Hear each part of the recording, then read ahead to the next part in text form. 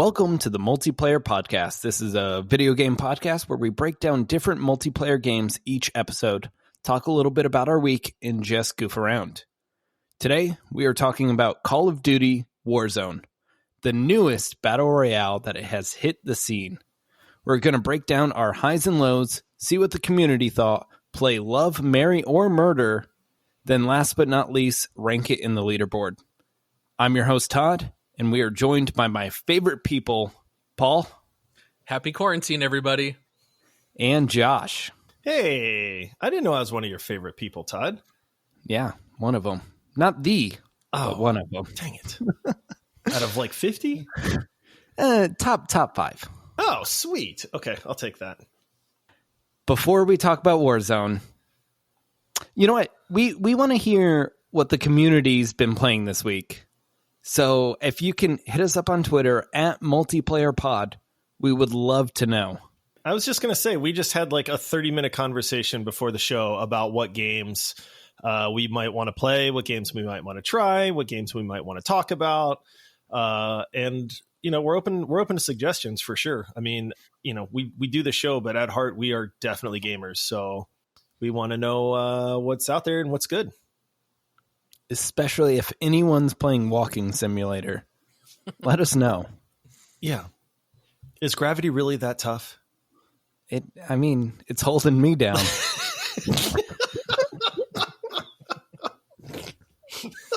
All right. What games have you guys been playing this week? In my house, we've been playing a lot of Animal Crossing, and it's kind of funny because in our house we have my wife, me, and my 2 sons who have all been playing Animal Crossing, and I'm set up as the host. And I've been so slammed with work this last week that I've hardly had a chance to play.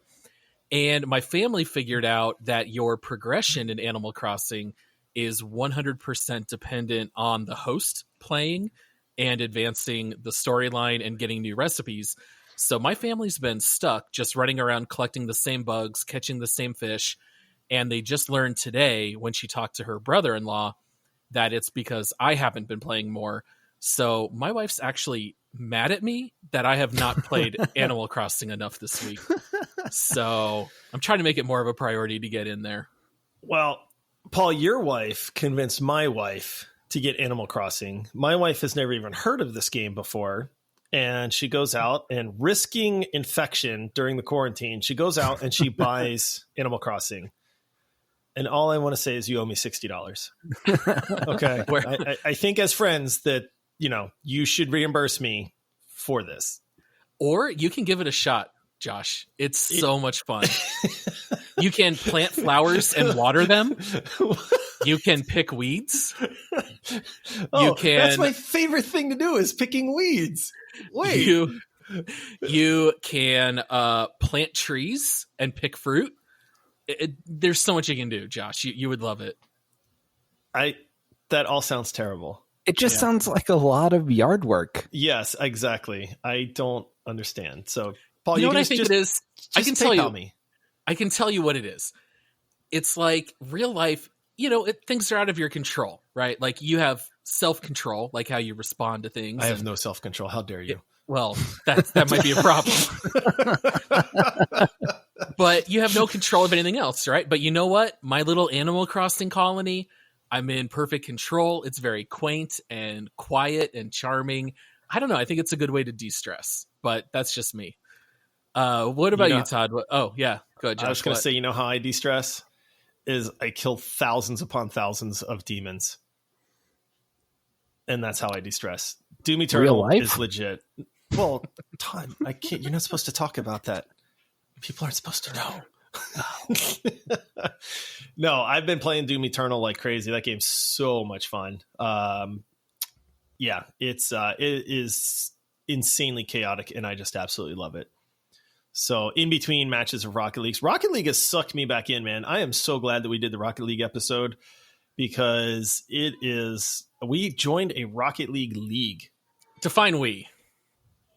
Well, me and some other friends. Yeah. Ooh, I have no part of this. Not Paul. We all know how Paul feels. And I actually wrote down in my notes, I'm very sad right now that there's so much Rocket League because I want nothing to do with it, and I wish I liked it. I'm really sorry we drove you to Animal Crossing and picking weeds, Paul. I'm sorry. All right, guys. I've been playing not Animal Crossing, not Doom, but a game that goes as far back as Halo itself. Oh no. Age of Empires 2. Oh, nice. I've been playing a ton of Age of Empires 2 and loving every second of it. I love playing Age of Empires with you as well, Todd. Although I did make it known I like playing it during the day. If we try to play it too late at night, I don't know. I just don't have the energy for it. But it is really fun to get in there, play some skirmishes, team up.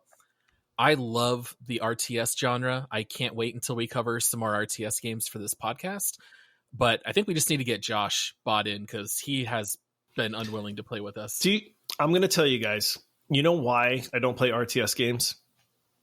Because I am hot garbage at RTS games. You know what? I played with some friends and like they were all extremely better than I was. And it was just like, I was very sad at how bad I was at Age of Empires 2 because they've been playing for years.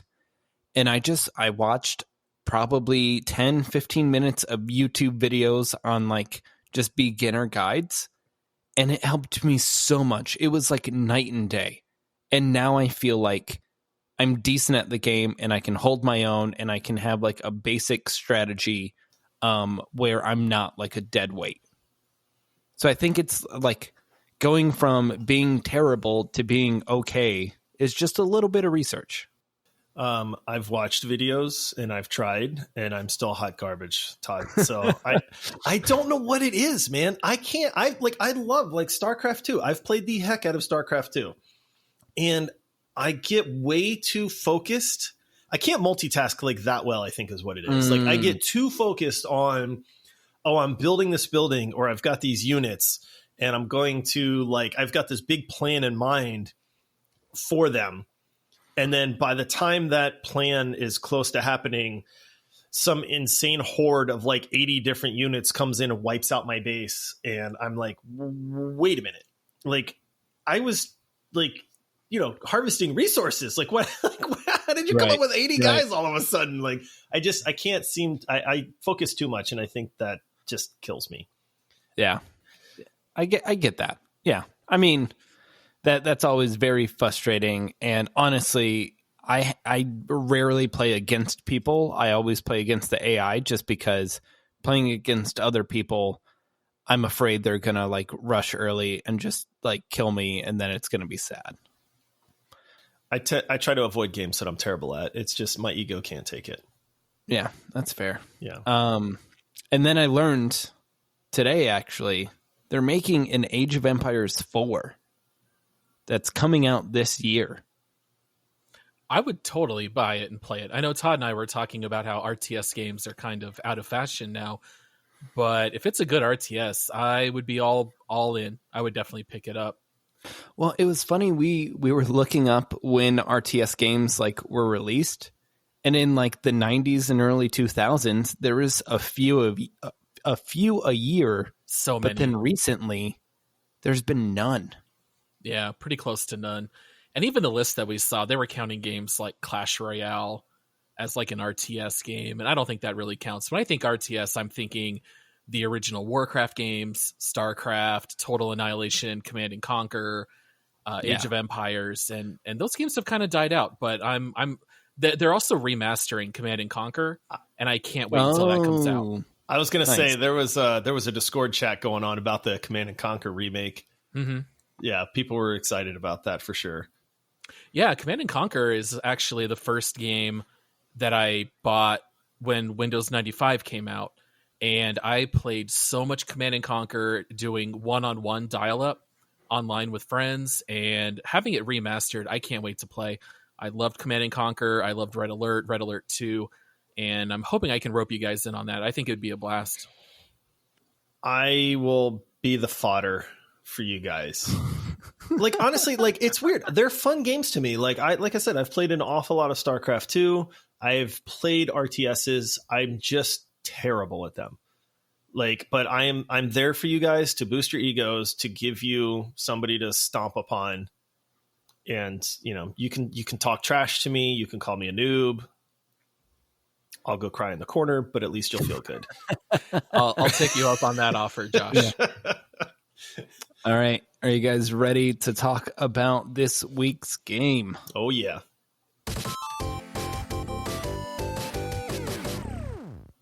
So here's the review that no one asked for. Each week we review one game, and this week we're talking about Warzone. Let me read a quick summary from the publisher, and then we'll get started. Welcome to Warzone, the new, massive, free-to-play combat arena from the world of modern warfare. Drop in, armor up, loot for rewards, and battle your way to the top. Short and sweet, guys. Wow, that was a quick That one. is short. Yeah. Not like the matches, though. No, 150 people drop in, and then you're battling to the end. It's a lot of people. Yeah, I'm going to start off by saying that I really enjoy this game. It's a big spoiler right up front. Is I've been having a lot of fun with this, man. You know, I don't know, Todd, I feel like you're not as much of a Battle Royale fan as like Paul and myself are. I don't know if that's true. You know what? I love first-person shooters. I'm getting tired of battle royales. It was fun with PUBG. It was exciting with Apex. And now it's just like, yep, like Been there, done that. yeah, been there, done that for hundreds and hundreds of hours. And I'm still down to play. And I feel like Warzone definitely brings very unique, exciting things to like the battle royale genre. But at the same time, it's like I want more progression. I want like more ownership. I just feel like there's too much. You have to be good and lucky. And sometimes that luck thing, sometimes the good thing doesn't work out. I don't know. I feel bad because I want to play a lot, and I know Paul will jump in with me and play, and I know Todd, you jump in and play too, but I feel like it's just a little bit more hesitant from your side. And then Paul, I feel like Paul still loves Apex. Like Apex is going to be his first love, even though he's been much more willing to play Warzone. But I feel like I'm like the biggest of the three of us on Warzone at this point. Yeah. I think you are. And part of that, which we'll get into later in the episode, are just the technical issues. I think those have hit me by far the worst out of the three of us. This game is not easy for me to play. It's required a lot of weird technical workarounds. Otherwise, I get a lot of crashes. But this game is different enough from Apex that I feel like they're different enough that I love playing both. And I still don't have Battle Royale fatigue. I kind of get why people would. These last few years, it's been a lot of Battle Royales, but I still love them. And I feel like this game has enough innovation and enough differences from what's come before that it's been very fresh to play compared to some of the others. I agree with that 100%. Like I've been having a lot of fun with it, so much that like when you guys aren't on, I'll hop into either some solo matches or some team matches. Disclaimer, I have not been a Call of Duty guy. I think I mentioned that when we kind of were chatting about Warzone briefly, but I was always a Battlefield guy, so I am not a Call of Duty guy, like at all. And I know that's going to be weird to some people, but you know, I feel like you were either Battlefield or you were Call of Duty, not both, and I just happen to be the Battlefield side of things. But this one, so coming into Warzone as a Call of Duty noob was interesting, and I didn't know a whole lot about it, but I feel like I'm definitely picking that up now with the different loadouts. And I mean, we spent, I don't know, a couple days simply just leveling up weapons the other day because we realized, hey, that's kind of important to do. But it's made a huge difference too. And that's one of the things that I really like about Warzone is there is a sense of progression for me at least. Like I know people that have played the Call of Duties, their weapons are probably already leveled up. But for me, there is an actual progression to follow there. And I think that's something that I'm really enjoying. Yeah, and to maybe explain what that progression looks like, in Warzone, when you pick up a weapon, it has, different types of attachments that you can put onto it.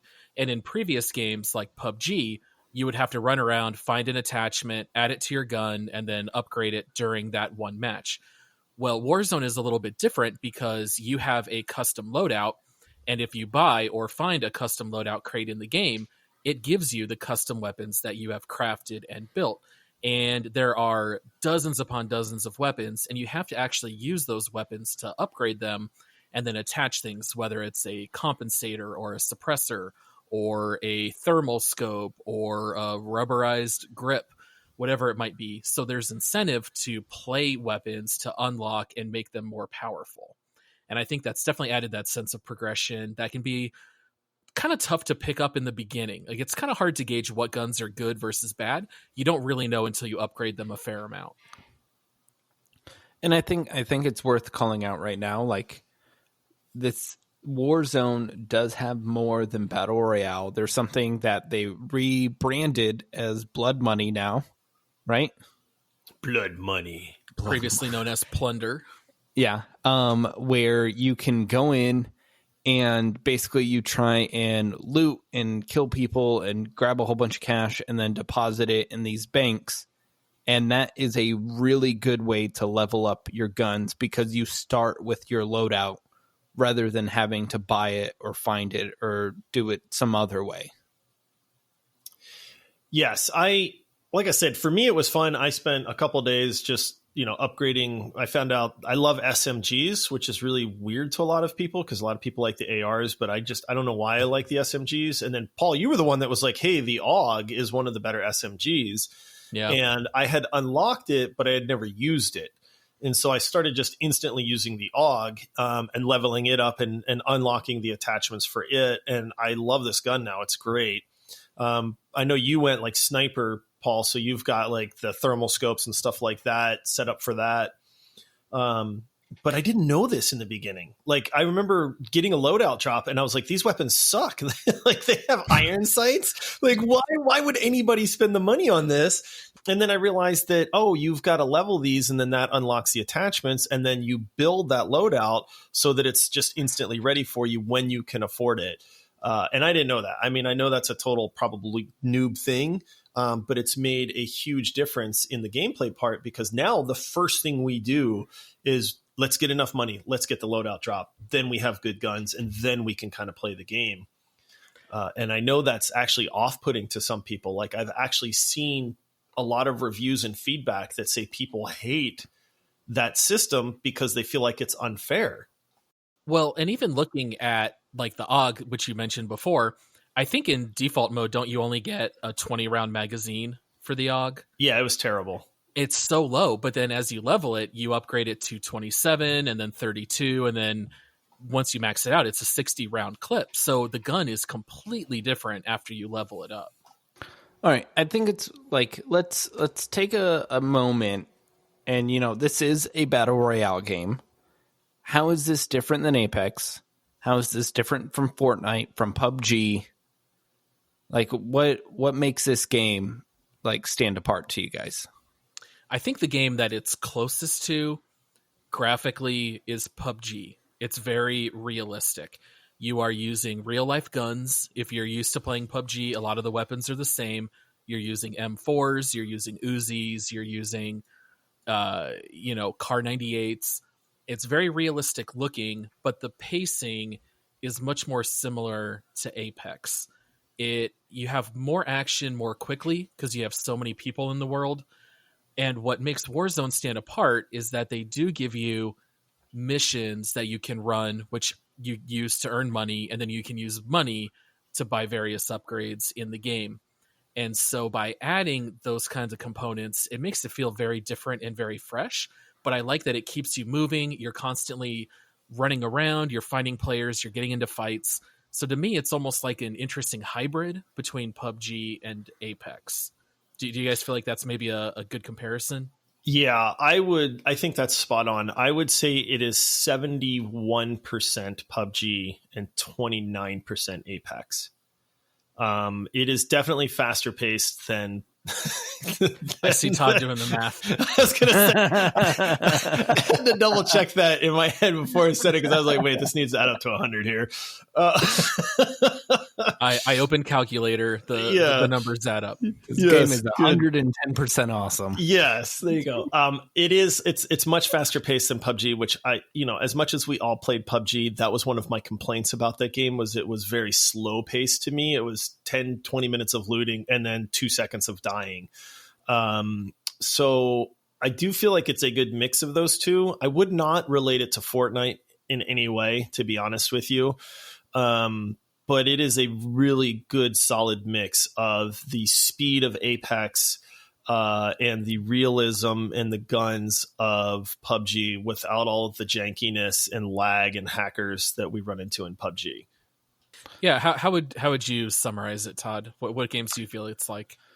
I feel like, where this stands out against those other games is it seems like every game has a unique way to bring players back into the game now. So for this game, you don't, grab their banner and then do it in a way station so that they can drop back in. When you die, you have a second chance at life by going to something that the game calls a gulag, where you're pit 1v1 against another player that died, and then whoever wins that gets to airdrop back into the game. So it's really interesting, like if 2 out of the 3 members of your squad gets killed, then both of them have a 50-50 chance to drop back in. And then after that, like say one person drops back in, so now 2 out of the 3 people are in the game, you guys can run around and grab cash to buy the third player back in. So like I feel like that's very unique. Like one with the 50-50 chance of playing 1v1 and like, using skill with guns to buy back into the game. And then 2, like having your team members be able to not with a time box, like just buy a player back into the game, which is just super interesting. It creates really unique moments. I remember there was one time Josh and I both died, and Josh was looking over the pit that I was 1v1ing the other guy, and then he was just yelling, oh, he's going to the right. Oh, he's going to the left. Like, oh, he's over here. And he could be like my eye in the sky and tell me where the other person was. So then I ended up winning that match because I had a, unfair advantage with my teammate, like being able to give me the play-by-play from up on high. I've never been so scared of messing up my left and my right before. he's on your starboard side, Todd. Port side. Port side, Todd. Port. I don't know where this boat's going. The gulag is great. Like, honestly, it is something that's unique. I think that people have figured out in a battle royale, the worst thing to have happen is to die within the first 2 minutes, and then you're just watching your buddies play. So I think that it is a great way of giving you that chance to return to the game, but really making it fun in a way to count. I mean, that 1v1 is super stressful. It's super exciting when you win. It sucks if you lose, but even if you lose the 1v1 in the gulag, you're not out because your team can bring you back. And it's not super easy for them to do, and it's at a cost of maybe getting other upgrades and stuff like that. But it's not super hard. It takes maybe 5 minutes or so to get enough money to, get your teammate back in the game. They come back with just a pistol, so they do have to like re-gear out after that. But it definitely keeps you vested. And I think as a team-based, battle royale, that adds an awful lot to the game. And then let's talk about the scale. Like 150 people, and half of the people who die come back because they win the gulag. So like this game, like it doesn't last forever, but there's action around every corner because there's so many people. And when someone dies, they just get funneled back in to the game. And it's crazy because like you're running around and you're constantly engaging. Yeah, the pacing is something that I love, to be honest. Like, we talk about like it's not quite the speed of Apex. It doesn't have, the movement and the speed that Apex does, but it does have that consistent fighting. I mean, I don't think you go more than a few minutes without some kind of skirmish or engagement or something like that. And even if you do, like Paul mentioned, there's side quests that you can do to earn cash so that you can buy your buddies back or you can buy that loadout drop. And you're busy doing something, even if you're not busy fighting, which I think is great. Yeah. Yeah. So let's talk a little bit about those missions that you can do. Like there's 3 primary types of missions. One is scavenge, where basically you pick up the quest. They have you go run out and find a chest, which you can open and loot, and it'll drop weapons, it'll drop armor plates, gear that you can use. And once you find 3 of them, then you get a big payout at the end. There's another class that is a recon mission where basically it'll say, go protect this area of the map. And when you stand there long enough, you'll put up a flag and you capture it. And then it also gives you an added advantage of showing you where the next circle in the game will be. And so you can actually run multiple recon missions and it'll show you progressively where each circle could be. So you might actually know where the game is going to end within the first 10 minutes of the match. So there's like strategic advantages for what missions you run. And then I think what Josh probably likes the most out of all of them are the target missions. Do you want to talk a little bit about that? Oh, bounty hunting. That's my second profession,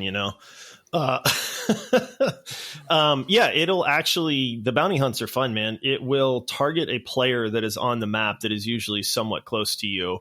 And you have like maybe 4-minute timer, 3-minute timer, something like that to go and hunt this guy down. But it reveals their position on the map, which is super cool. And it warns them when they're being hunted, and it will show a threat meter on top of that to show how close the people hunting them are. So if that threat meter is red, then those people are very close to you and they are looking for you. And it's like, a fight's coming. And it's just, I think that's a really neat aspect to say, hey, look, we're going to show you where somebody is in a general area. It's a small area, but I mean, it is kind of a general, hey, they're in this building or that building kind of thing. But it definitely adds to the tension. And if you kill them, you get a big bounty. If you don't kill them and they survive, then they get kind of a reward for surviving that bounty, which I think is great. So it definitely heightens the tension in it. There's definitely some good rewards there if you complete it. And if you protect your teammate, then, you get rewarded for them surviving on top of that. Yeah, so it's interesting. Randomly throughout the game, you might just get a notification saying, hey, you're being hunted. And now it's up to you to run around and like avoid the other person where you don't know where they are and like just try and survive for the next couple minutes. Yeah. Great story on this one was we were being hunted. I think it was me and you, Paul, and another friend of ours. I don't think Todd was there. But we were being hunted. We could tell that the other team was super close to us. Our threat meter was red. We were like, these guys are after us 100%. We were up in a tall building, and the only way to get up to that floor was through an elevator shaft that you can like hook up this gadget to that'll fling you up the ropes and kind of take you to the top. And so we said, well, they're after us. Let's just stay at the top and watch this elevator shaft, because when they come up, there's like a second or two lag between when they disconnect and actually pop out on the floor. And sure enough, man, this guy comes up the shaft and there's the 3 of us standing there just shooting this guy in the face. And then 2 seconds later, his buddy comes up the shaft. We shoot him in the face. Like, they're both dead. It was like we sprung the perfect trap on them. But that's what makes the dynamic neat, because it's like, you're hunting, but you also know you're being hunted. So it's like, somebody's springing the trap. The other people are chasing these people down. I just think it's great. Well, and you also have additional tools in the game that you can use. So like, for example, you can have claymore mines, And so like at the top of an elevator shaft like that, you can pop down a claymore, and then as soon as they reach the top and come out, they're going to set it off and explode. And you can also equip what we've all grown to love, which is the heartbeat sensor. So if you press and hold a button, it brings up a little radar screen, and it'll ping any people within a 40-meter distance 180 degrees in front of you. And so we can continually hold down like a rooftop and keep, pulling out that sensor, and you can tell when anyone's coming up nearby. Now, I mean, it's not going to help you if someone's going to snipe or shoot you from long distance, but it is interesting that you can start to use these additional tools. It makes it a much more high-tech game than the other battle royales, because there's really nothing like that in Apex or in PUBG. Like in this game, you actually get to use a lot of gadgets, which is pretty neat. Yeah, and there's a whole slew of them. Like, so you can buy a UAV, you can buy a precision strike, you can use heartbeat sensors. Like, there's a ton of different gadgets, all within the Call of Duty Modern Warfare, where if you play Call of Duty, like, you'd be used to them. But if you're coming from PUBG, Apex, Fortnite, like, these are new gadgets that add like a very drastic, like, different view of the game. Even just like while you're playing, if someone fires their gun, you can see them on the map. I don't think that's in any other battle royale. No, not on the minimap like that. Yeah, if you hear them nearby firing, or if they're in a noisy vehicle, it lights up on your minimap so you can kind of tell where the action's going down, which you can use to your advantage. You can go try to third-party those groups. You can try to avoid them entirely if you want to. It definitely adds that extra dimension. All right. What do you guys think, like, this game does wrong? Like, what could be better? Okay, I've got a couple things. So I think universally for all people, I think number one, the climbing system in the game is rather atrocious. You can climb up certain ledges if it's beneath a certain height, but if you try to go climb the rocks in the mountains, sometimes it'll let you scale, a 4-foot rock, and sometimes it's just a 1.5-foot rock in front of you, and you can't jump over it, and it won't climb. That is maybe a little bit nitpicky, but that can be very annoying. But for me, and for many other people, because all you need to do is go on the subreddit or do any kind of search for Warzone crashing, this game has a million technical issues. I'm not alone in this. Even other friends of ours, we were not able to play the game at all because the game would continually crash. It would crash on the menu. It would crash trying to load into the game. It would crash when we would try loading into the airplane before parachuting. It would crash randomly 15 minutes into a game when you're actually doing really well. And a lot of people have been very frustrated by not being able to play it. And also, for my computer system, I have a pretty decent graphics card, and this game does not try to use it at all. As soon as I go into the game, it's 100% CPU usage, 0% GPU, and it's a known issue that's been around with Call of Duty for a while, and it's just never been fixed. And so I have to go through this whole crazy rigmarole of procedures when I load into a game, because Discord stops working when I'm in Warzone. So we have to load TeamSpeak. Then I have to set its memory priority to high. I have to rename files within Call of Duty. Otherwise, it'll crash in the middle of games. And people have found these little workarounds. Hey, I noticed every time it pulls this exe, it crashes. So rename it. It'll still work. And I have to set these 8 things. And if I forget one of them, guess what happens? My game crashes somewhere right in the middle. And so putting all of this in, you would think for a big AAA title, this could get fixed. But there's a lot of people out there like me who just can't even get into the game without doing all these crazy things first. Yeah, I feel bad for Paul when he wants to play. Just let me play it. Yeah, exactly. Like, I genuinely do feel bad for you because, it's, or you'll forget to rename the file and then you'll just crash right as we're getting into the map or something like that. So, and there's no reloading. You can't get back in. No, if you right. crash, you're dead. Yeah, that's pretty terrible. I mean, yes, that is a huge issue. You need to be able to let people play this game. I would say for me, other than, feeling bad for Paul and his issues on this. There's some like tech like perks in this game, which are kind of neat in one aspect, but then they don't make a whole lot of sense to me. So for instance, you can get thermal scopes for your snipers if you level your weapons up enough that let you see like heat outlines and things like that. But then there's this whole perk system that, you know, lets you run twice as far in sprint mode, or you can see people's footprints or things like that.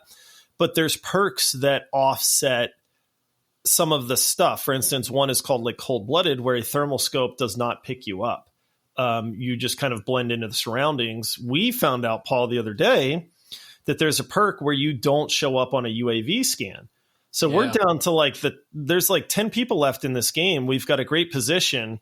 We'd been holding this UAV perk, so we pop it and we look around. There's nobody near us. So we're like, hey, let's go take that high ground. We start running.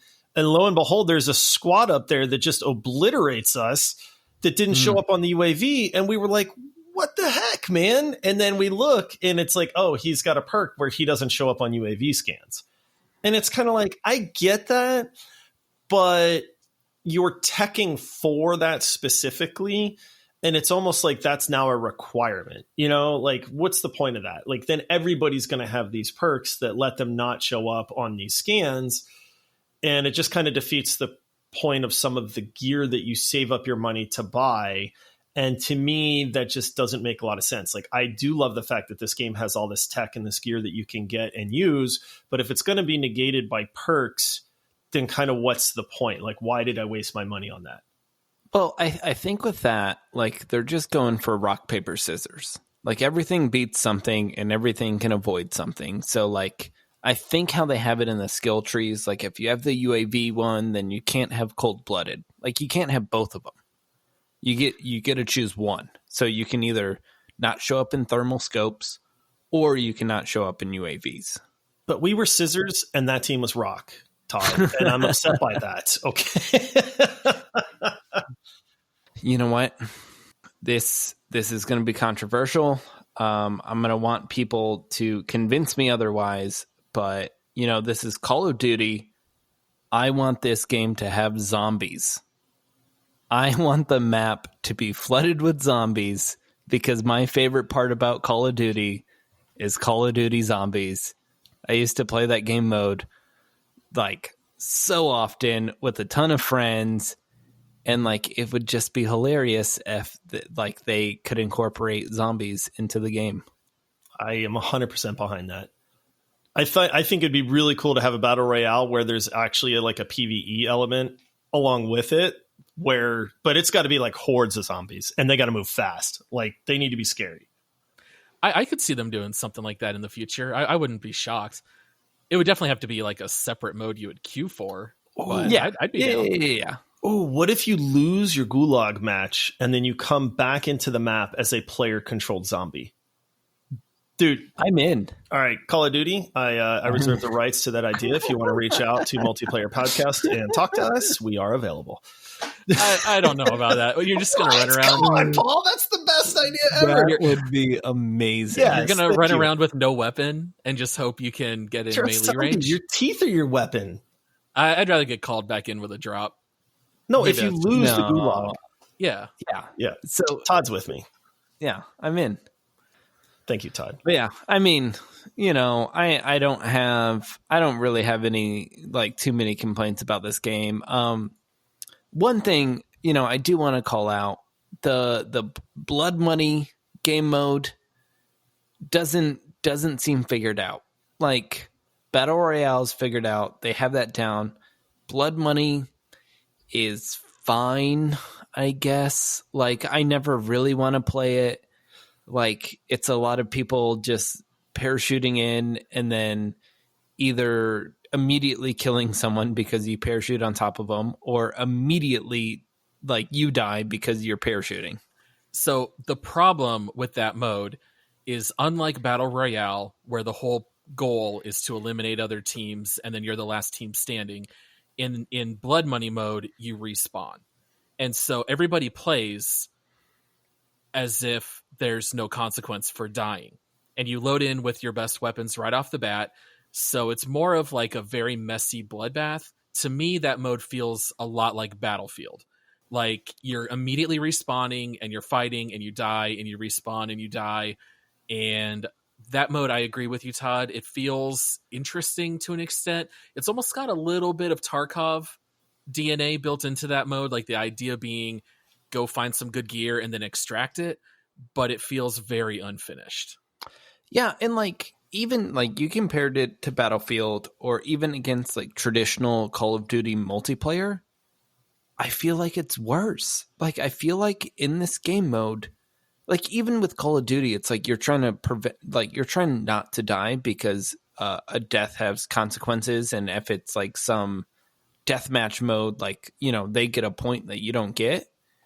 But in this, it's just like I want to try and kill a few people and then like get a bunch of money and then maybe extract it out. But I feel like people are honestly playing it just to get kills to rank up their weapons, and they're not actually playing it for the game mode. Yeah, you both are a bunch of weenies, man. How dare you? We played this the other day, and I laughed to myself because you two were both so like triggered over this mode, and I was cracking up because I'm having a blast with it. I'm leveling up my weapons. We're killing people left and right. And then I'm having so much fun. And then I just hear Paul just sigh, like this like soul crushing sigh. And he's just like, I think I'm done with this, man. I just don't like blood money. And then I was like, this is great. Like, what are you talking about? And then Todd was like, that's it. I quit the match. I'm out. And then I couldn't understand why. I was like, what is Josh, going on? This is why. Okay. The other day you and I queued. It was just us. We didn't have Todd. I don't even think we had a third teammate. And we and another group of snipers just kept landing on the same rooftop over and over and over. Do you remember this? Yeah, it was great. They would be sniping. We'd shoot them in the back. Now we start sniping. They'd come and shoot us in the back. And we just did it over and over. And finally, I just hit a point like, what are we doing here? We're just trading kills. There's no skill involved. It's just whoever can sneakily parachute down and then automatically get the kill. I'm not a fan of that, but I love the Battle Royale mode. I just thought it was funny. I had to pick on you guys because I was loving it, and then you two were both just not having it. It's a complete mess. All right, I have one more big flaw with this game. It's 3 players. Yeah, that's actually a good point. I mean, Apex is 3 players, though. Is that the new norm for Battle Royales? I hope not. I'm with you. I hope not either. I don't understand why they can't still do 150 person cap and then just 4 players. Or 160 with 4 players or something. I was going to say, wait, does 4 go into 150 evenly? It definitely does not. 157 and a half, I believe. I was going to say, I got my 100% right, Todd, but yeah, you did not. You want me to do math, Josh? Yeah, having a team of 4 would be fun. I'm not entirely sure why there's this big push for 3-person teams. I don't totally get it, but I know we've mentioned it before. A lot of times we have 4 players on for us, and that's why we'll just default back to something like Overwatch, because we can go all the way up to 6 players. And with Warzone, you're stuck with 3 or less. You can't even do a duos mode. I know a lot of people have been calling for that. Why not just have 75 teams of 2? And maybe that's something they'll add down the road. But right now, you're stuck with 3-person squad. But you know what? We won a game playing duo. Yeah, who are the weenies now? Who are the 2 who've won a game? I knew you guys were going to do this. How does it feel being number 2, Josh? It sucks, man. It sucks. You haven't had a win in Warzone? Okay, there's nothing worse than playing with you guys, and then we come in second, we come in third, and we've gotten so close. And then to have you guys all of a sudden post in Discord like, hey, first win, and I was not there was terrible. First of all, congrats to you guys. Number 2, I hate you both for not playing with me at that time. So sucks to suck. Yeah, it is not easy getting a win in this game. It's a lot more work with the whole gulag, double elimination. It's tough getting wins. It is a higher accomplishment, I feel like, for sure. And there's more teams. Like in Apex, you're only playing with 60 people. So your likelihood of winning is a lot higher than in Warzone. Yeah. So now you guys know what we think, and let us know what you think by hitting us up on Twitter at multiplayerpod. And Paul, let's go to the community. Let's go to the reviews. Let's see how this game's doing in the community. All right. So as you guys know, Warzone is not in Steam. And so I had to pull reviews from Metacritic. And let's just say that this really brought out some strong emotions from people. I think you guys are going to like these reviews. So the first one that I have for you is a 0-star, or not star, but a 0-point review. Ouch. And here's what they wrote.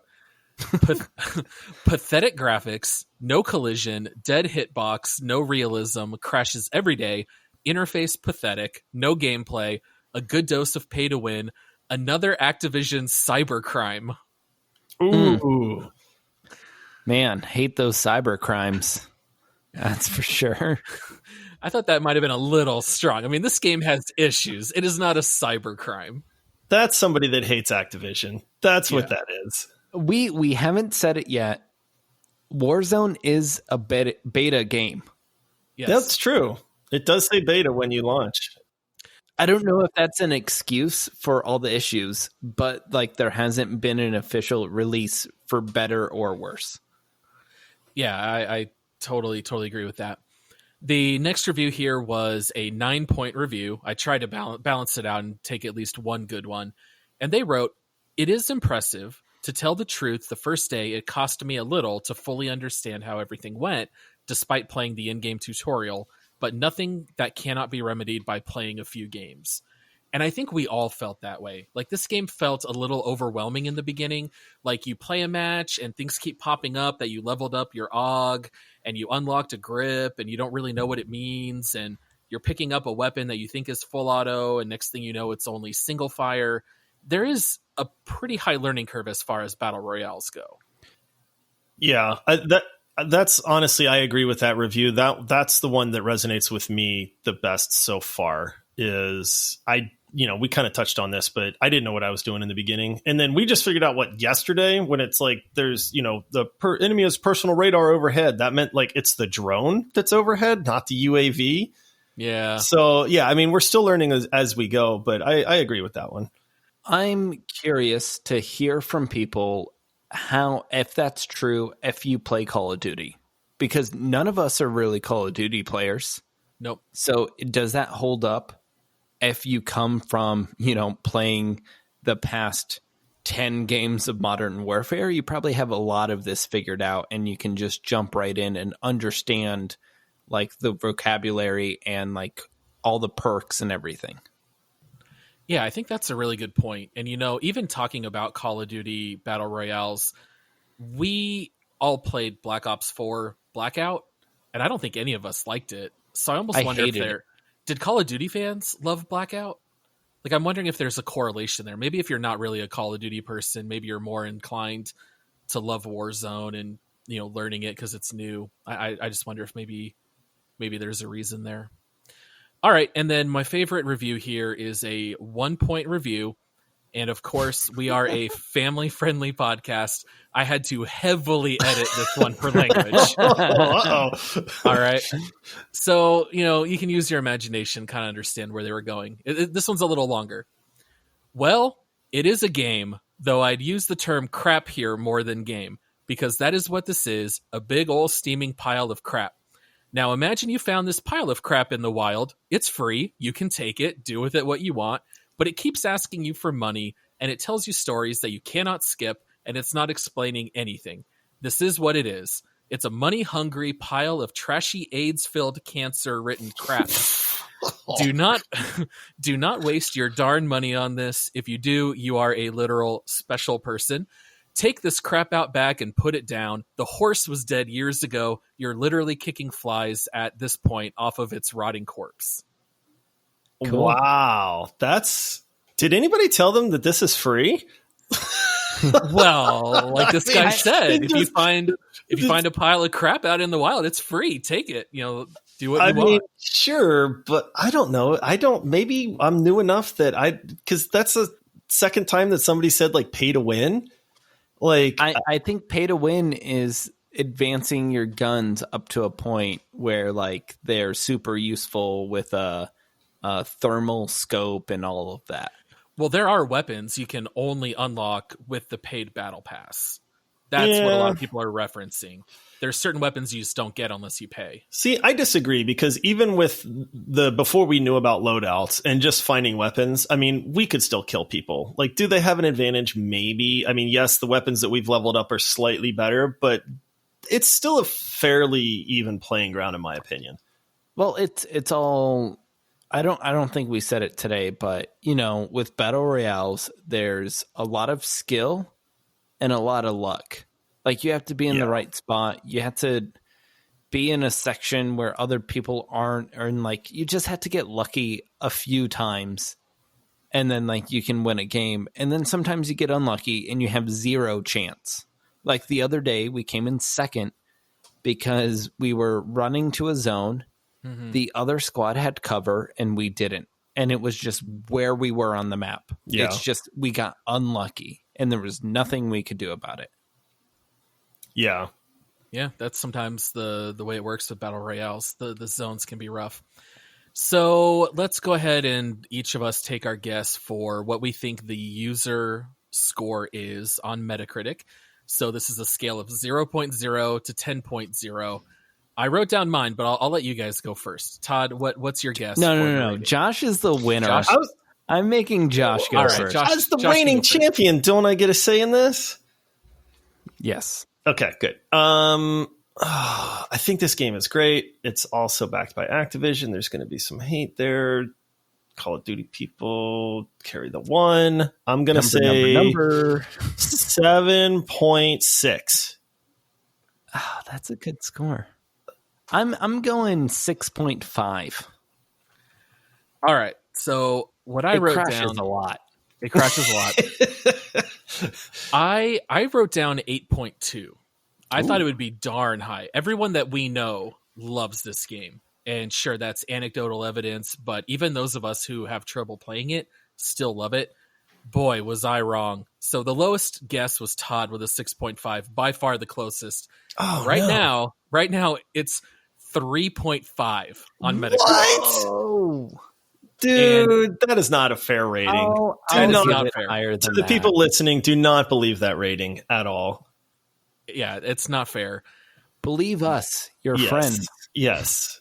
Yeah. This game's much, much better than that. So that's where it's at on Metacritic. I'll be curious to see where it levels out, but 3.5. Yeah, I'd be interested, like, once the game releases, once it, like, gets a little bit of time, how it does. But, you know, as the champion for today... Dang it. Here we go. Yeah. Make love, marry, or murder.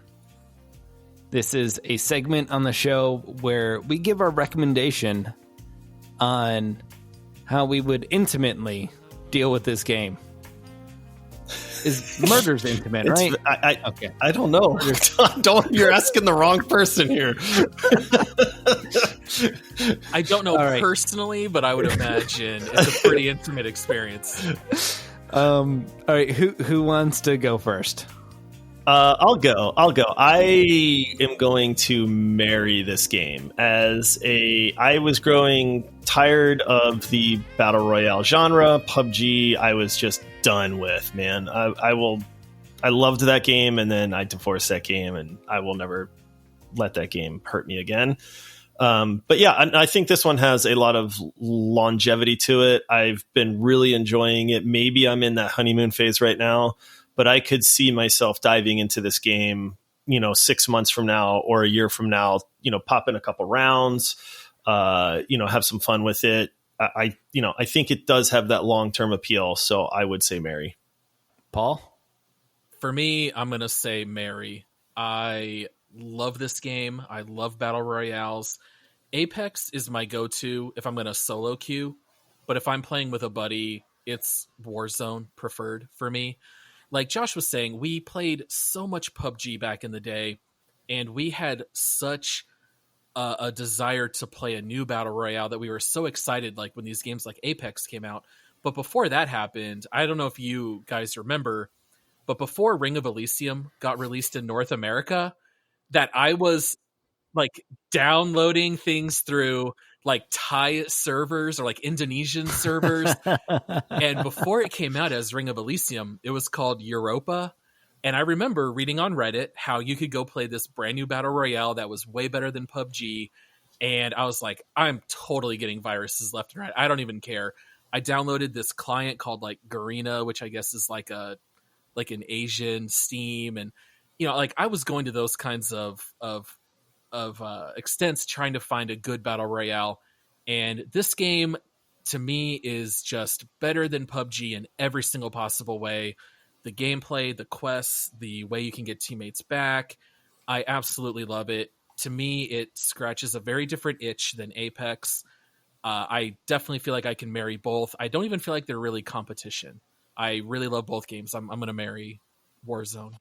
I just learned that Paul is willing to go through a lot of hoops to play a battle royale. If it's a good one. Because I remember you doing that for Ring of Elysium, and then now what you have to do to be able to play this properly, you're a dedicated battle royaler.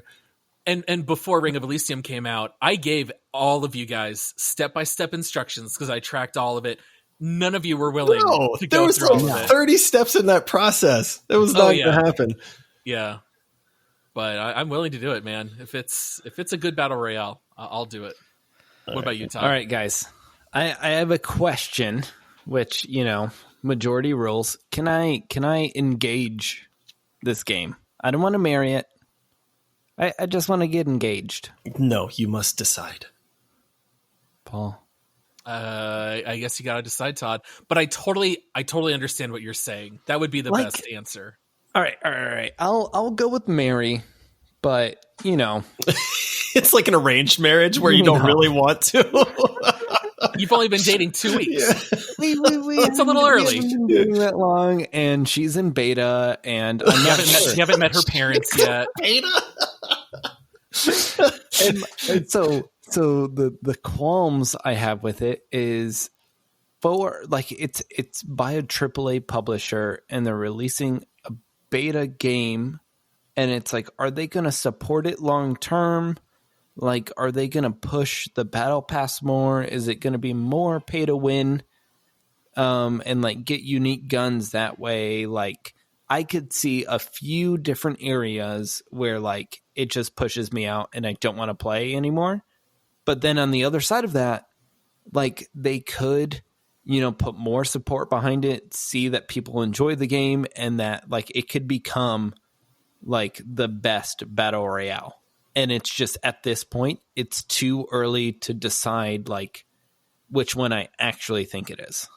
So you hope that it's your soulmate, but Warzone might just be a gold digger, and you're not sure yet. Yeah, right. That's fair. All right, fair time. Yep. All right. Next segment, is it worth the price? Yes. Okay, next segment. It's great. Go download it now. Just clear the 100 gigs that you need on your hard drive and go download it. It's well worth it. That's the honest price. Yeah. Gigabytes on your hard drive.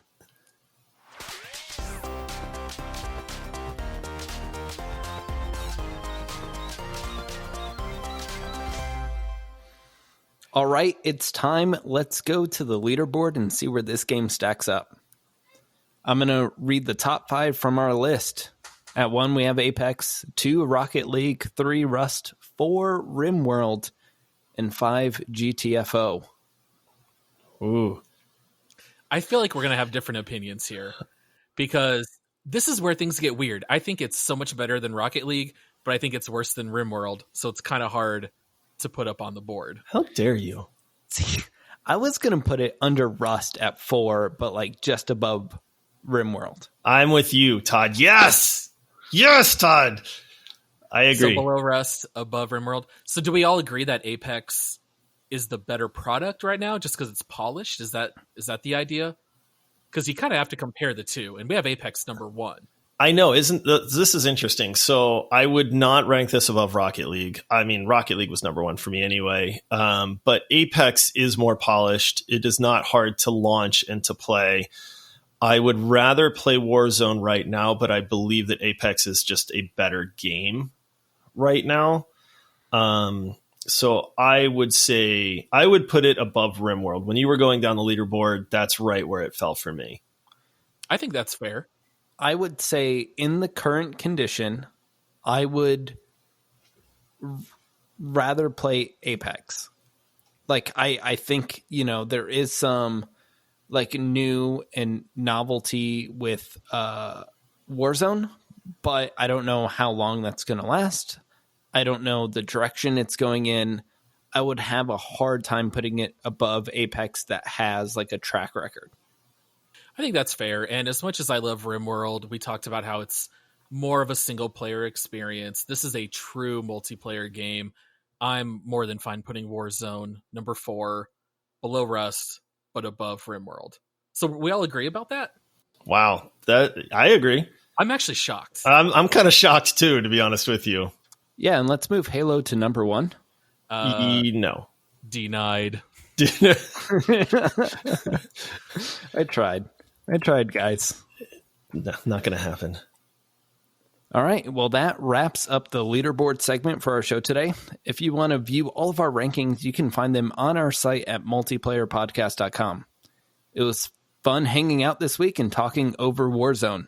If you're interested in more multiplayer podcast content, don't forget to subscribe to the Multiplayer Podcast on your podcasting app for new episodes. If you're listening to us on Apple Podcast, we want help. Leave us a 5-star review. And just say like, hey guys, you're doing great. It's not hard. We are also on Twitter and Instagram. Just search for Multiplayer Podcasts. We'd love to engage with our community and, hear from you guys. That's the way you guys can talk back. Next episode is going to be a double feature. Ooh. Since we're all quarantined, there's 2 games, couch co-ops we wanna play. The first one is Keep Talking and Nobody Explodes. Paul, just a quick 5. Yeah, that's a very unique game. That's basically where one person gets handed a bomb and they have to try to describe it while everyone else gives them instructions verbally only to try to deactivate the bomb. Lots of communication, high stress, super fun game. And then the second game is Overcooked 2, which is like a cooking simulator with cats. Also stressful. Yeah, I just realized we are going to subject our friendship to a lot of stress over the next week playing these games. It's so much fun. Both games are high stress, but then when it goes wrong, the kitchen's on fire and it's hilarious. I can already see now it's going to be me and Todd yelling at Josh a lot. Absolutely. We're going to have some good stories for people on the next episode. That's for sure. Yeah, it'll be interesting. That's for sure. All right. See you guys next week. Stay healthy. Thanks for tuning in, guys. See you next week.